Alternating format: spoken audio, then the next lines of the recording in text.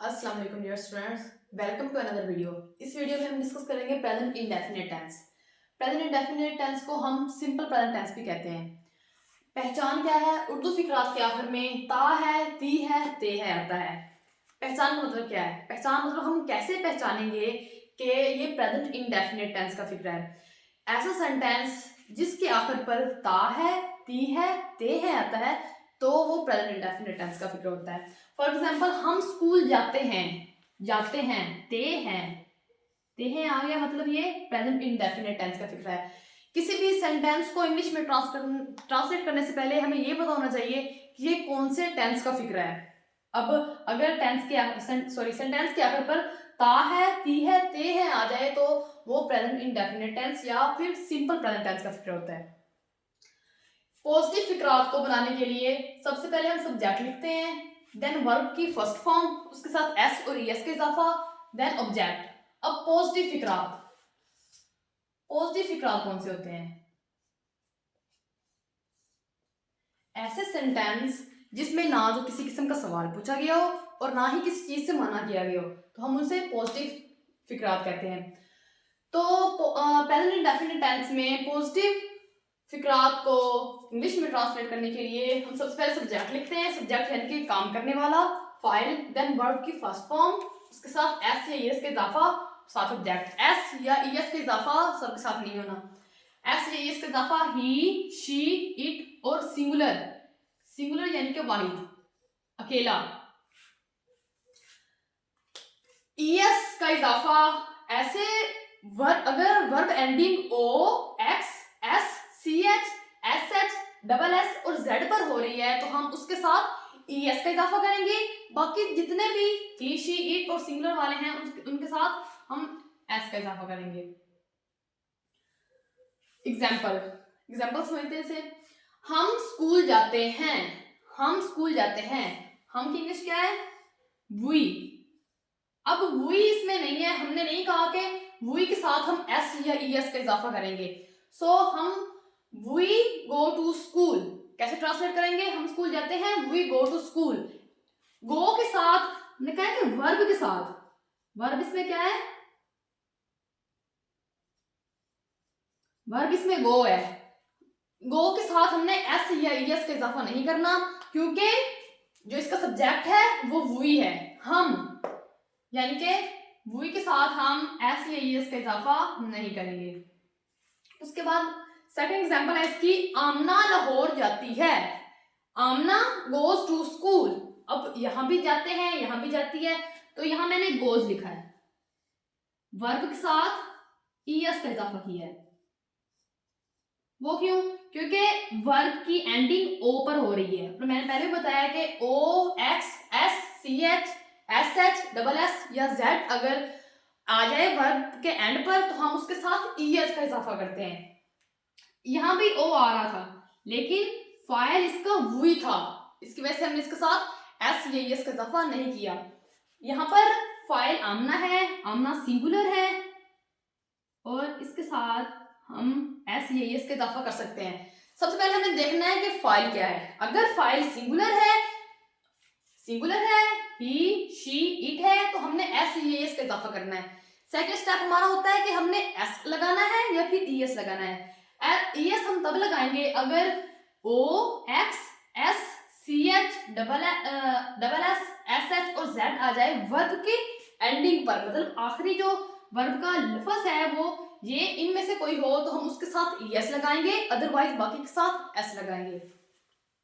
इसलिए हमने यहाँ पर आमना लाहौर जाती है, आमना गोज टू स्कूल, ओ आया है तो हमने ईएस का इजाफा किया है, आमना गोज टू स्कूल। नेक्स्ट है नेगेटिव, कि हम नेगेटिव फिक्रात को इंग्लिश में कैसे ट्रांसलेट करते हैं। नेगेटिव फिक्रात ऐसे फिक्रात होते हैं जिसमें किसी चीज से मना किया गया हो। फॉर एग्जाम्पल, साइमा कपड़े नहीं धोती है,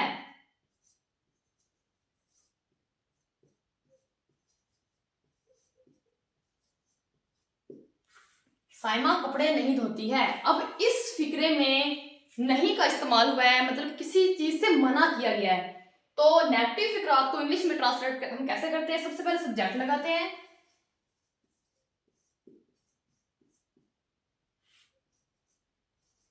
इसके साथ डू नॉट या डज नॉट का इजाफा करते हैं, देन वर्ब की फर्स्ट फॉर्म और ऑब्जेक्ट।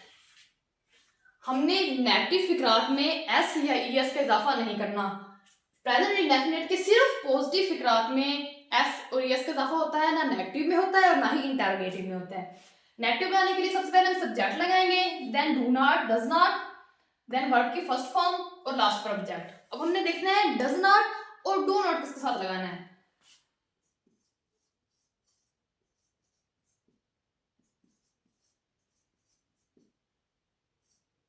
ही, शी, इट और singular, I, we, they, you और प्लूरल। अगर सेंटेंस में जो सब्जेक्ट है यानी कि काम करने वाला ही, शी, इट या सिंगुलर हो तो हम नेगेटिव फिक्रात में डज नॉट का इजाफा करते हैं। जबकि अगर फाइल यानी कि subject I, we, they, you और प्लूरल हो तो हम डू नॉट लगाते हैं। एग्जांपल से देखते हैं इसे।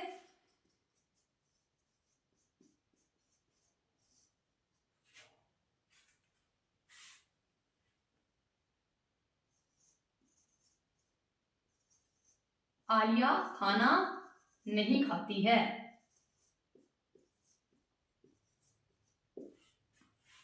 सबसे पहले हमें सब्जेक्ट लगाना है। सब्जेक्ट क्या है इसमें? आलिया।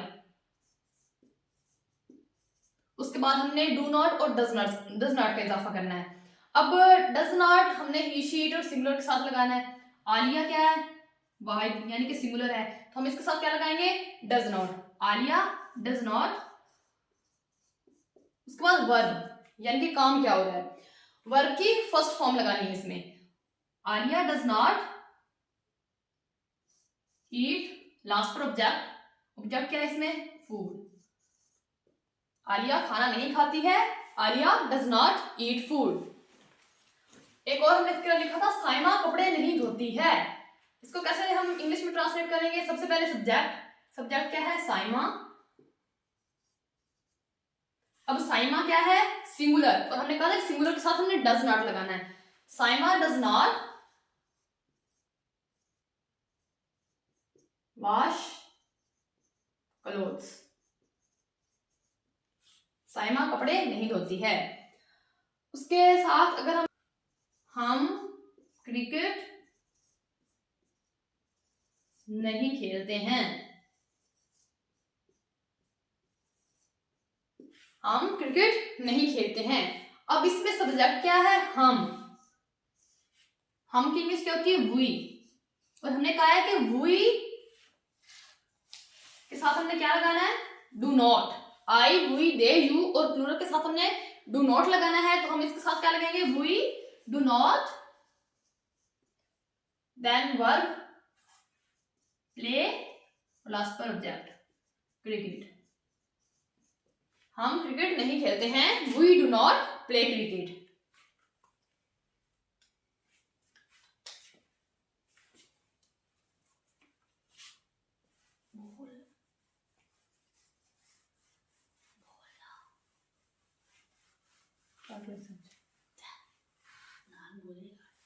रेस करेंगे, नॉर्मल पता चले रेस करेंगे करती है।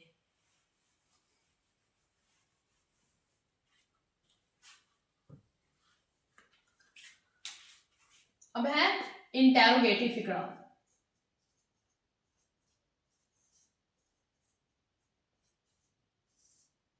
इंटेरोगेटिव यानी कि सवालिया फिक्रात ऐसे फिक्रात होते हैं जिसमें किसी किस्म का सवाल पूछा गया हो।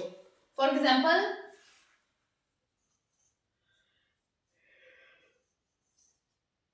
क्या मैं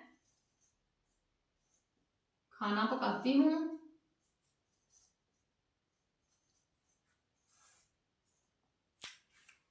अब इसमें सवाल पूछा गया है, इसलिए हम इसे इंटेरोगेटिव सेंटेंस कहते हैं। अब इंटेरोगेटिव सेंटेंस को हम प्रेजेंट इंडेफिनिट के इंटरोगेटिव सेंटेंस को इंग्लिश में कैसे ट्रांसलेट करते हैं। सबसे पहले हम डू और डज को स्टार्टिंग में लिखते हैं, देन सब्जेक्ट, देन वर्ब की फर्स्ट फॉर्म और लास्ट पर ऑब्जेक्ट।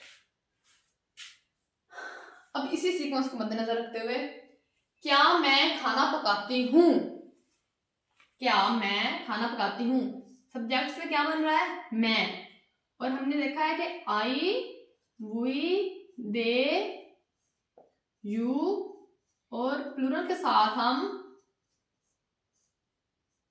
डू लगाते हैं, जबकि ही, शी, इट और सिंगुलर के साथ डज। क्या मैं खाना पकाती हूँ, सबसे पहले हमने डू और डज लगाना है। अब इसमें सब्जेक्ट क्या है, मैं, आई के साथ हमने डू लगाना है, तो डू लग गया स्टार्टिंग में, डू सब्जेक्ट, डू आई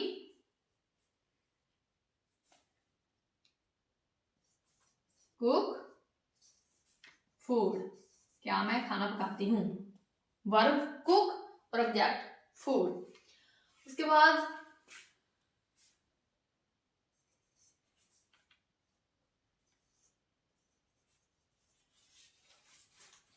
क्या आयशा कपड़े धोती है। अब इसमें सब्जेक्ट क्या है, आयशा, आयशा यानी कि सिंगुलर है, ये वाहिद है, तो हम इसके साथ डज का इजाफा करेंगे, डज। उसके बाद सब्जेक्ट क्या है इसमें, आयशा, डज आयशा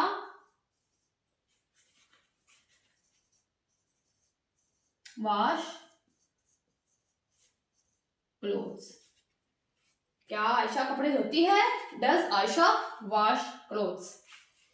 उसके बाद इसमें एक और होता है कि हम क्वेश्चन भी पूछते हैं और किसी चीज से मना भी करते हैं, यानी कि इंटेरोगेटिव और नेगेटिव फिक्रात इकट्ठे आ जाते हैं, तो हम उनको कैसे ट्रांसलेट करते हैं इंग्लिश में। फॉर एग्जांपल, क्या अली क्रिकेट नहीं खेलता है,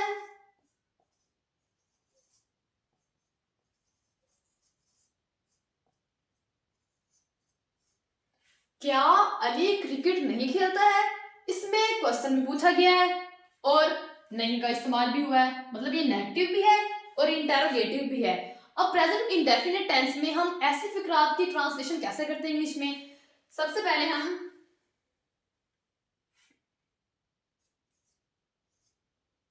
डज और डू लगाते हैं, देन सब्जेक्ट,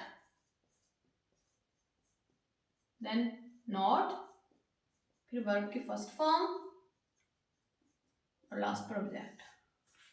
अब इसी सीक्वेंस के मुताबिक क्या अली क्रिकेट नहीं खेलता है, डज, क्योंकि हमारा जो सब्जेक्ट है वो सिंगुलर है, तो does Ali not play cricket.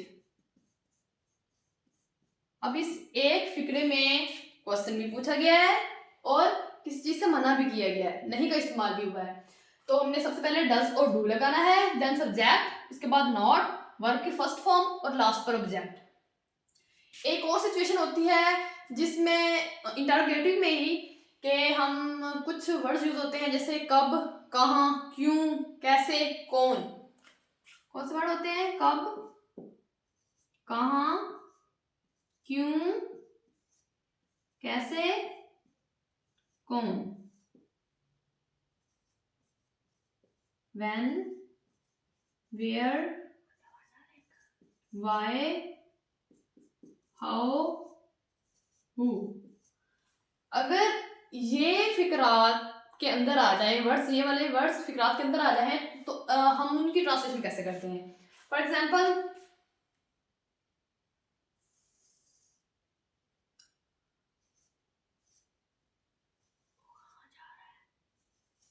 वो कहाँ जाते हैं। अगर ऐसे फिक्रात आए तो कहाँ इन वर्ड्स की इंग्लिश जो है वो हम स्टार्टिंग में लिखते हैं। फॉर एग्जाम्पल अगर हम इसी को देखें तो कहाँ का इंग्लिश हम स्टार्टिंग में लिखेंगे, वेयर, उसके बाद डज या डू, उसके बाद सब्जेक्ट,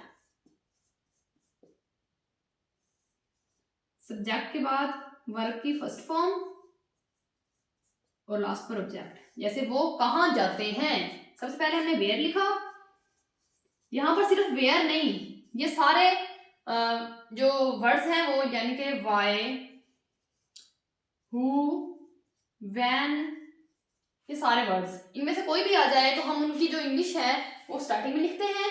जैसे वेयर, उसके बाद डज और डू लगाना है। हाँ, यहाँ पर वो है सब्जेक्ट तो हम डज लगाएंगे क्योंकि सिंगुलर है और ही भी है,